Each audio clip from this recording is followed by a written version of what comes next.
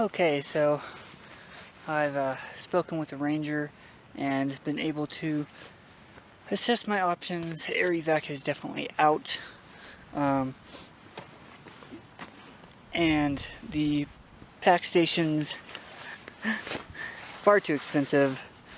The cheapest was over $1,400. The next after that was over $2,300. And then somebody who wanted to price gouge or something was 10 grand. Thank you, Bishop Pack Station. And yes, I'm calling them out because that is bullcrap. So I'm going to self-evac over a few days' time over to Boose Creek Pass. So I'm going to do that. Take a few days to get down there. Should be out by Sunday. And I should have a ride waiting for me there. So hopefully all goes well. I should be able to do a few miles a day going down that hill because I'll be able to do a few miles all day, take plenty of breaks as much as I need to with that steep downhill and stuff. So I should be able to do that. So that's what I'm going to do. Looks like we're going to be getting some storms here. I don't know if they'll hit me or not, but they might. But that buildup over there, oh man, that looks bad. So I got to get my tent up. So yeah. So I made a mistake. I just realized that I left my MP3 player back at my last camp, which is about 2 miles away. Crap. That sucks. I actually have a replacement MP3 player at home, but I have to get new earbuds too, which those cost a little bit. And that also means I don't have any music or sermons or anything to listen to on my way out of here, which also sucks. Oops. Definitely looks like the storm is headed this way. All those clouds are shifting over right this way. I just can't wait till they cover the sun and get rid of the heat. Okay, so you're probably not going to believe this, but okay, so I checked everything really thoroughly for my MP3 player, my pockets, everything, nothing. I go to get up just now, and this falls from nowhere, like it was on my lap or something, but there was nothing on my lap. There was nothing on my lap. I guarantee it. So that's practically a miracle, I think, because I remember setting it out on a rock at my campsite, but I don't remember picking it back up again. And all of a sudden, that sucker just pops out of nowhere, like, what? That's crazy.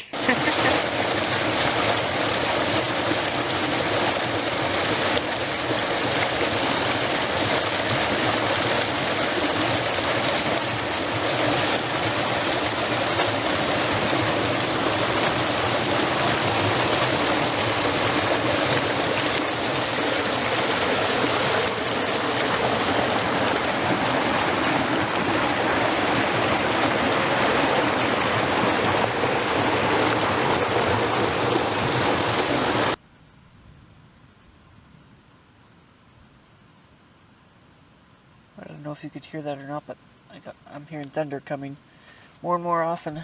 So I had this urgent feeling that I need to get out of the backcountry, and every time that I've had that feeling, as soon as I've gotten out, something has happened. Something big in the backcountry. Like when I did, I think it was Whitney the first time, and I ended up hiking out a day early. I was like, I just, I feel like I need to get out now. Like God's telling me to get out. And then, like, the very next day, the entire backcountry was deluged with major storms that were flooding people out and stuff.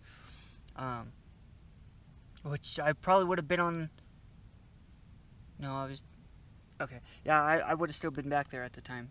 But anyway, I mean, obviously I'm going to be getting out now anyway, because of my mainly my feet issues, and my pack is breaking, which is really bad because it's breaking in a critical spot. And I kind of want to just pack up and go now, but I can't. It's late in the day. There's still some storms going on, and it's going to take me a few days to get out. 3 days from now. So hopefully if this is from God again. Hopefully I get out before anything bad happens. But I actually started having that feeling yesterday. So No, I take that back. It's either yesterday or the day before. No, I don't know. I think it was yesterday. But, yeah, so I'm going to get out. I'm going to go out over to Booze Creek, spend a couple nights, working my way down because it's very steep. And I don't want to destroy my feet. So I'm going to do that, and then hopefully my ride will be waiting for me when I get to the bottom. So that's pretty much it. It hasn't rained here yet. I've heard thunder a bunch in different places and stuff, and I mean, I know somebody was getting it, but nothing here. But at least it cooled down a bit. It was hot. But I'm probably going to get dinner started here pretty quick because I want to eat and get things ready and go to sleep. So, especially if there's storms tomorrow, which I think there's supposed to be. But anyway, that's about it. So, I could be wrong about us not getting a storm. I just heard a big peal of thunder pretty close. I'm glad I'm making dinner now. That was quite the rumble. Will it do it again? As long as it's not hailing all kinds of crap on me. I don't know if my tent could withstand that. But it's the only shelter I have. I'm hearing thunder coming from at least 3 directions. Over the pass, over towards Mather, and over towards, well,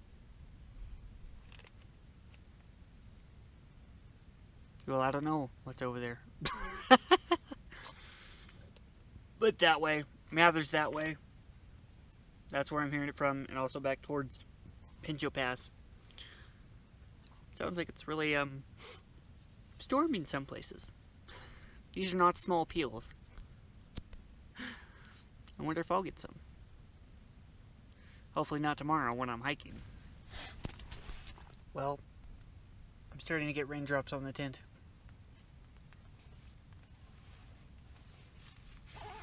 So I'm battening down the hatches. Whoops. I need to pull that in.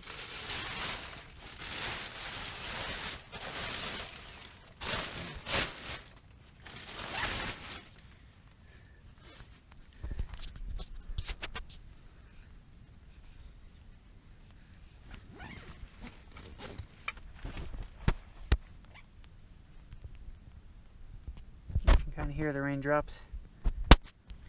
So it had stopped sprinkling a long time ago, and now it started up again unexpectedly. And I'm wondering if I'm not going to actually get a little something this time. I kind of hope I get a little something. It'd be kind of nice. I just don't want my tent to be all wet in the morning and have to pack that out. That's never fun.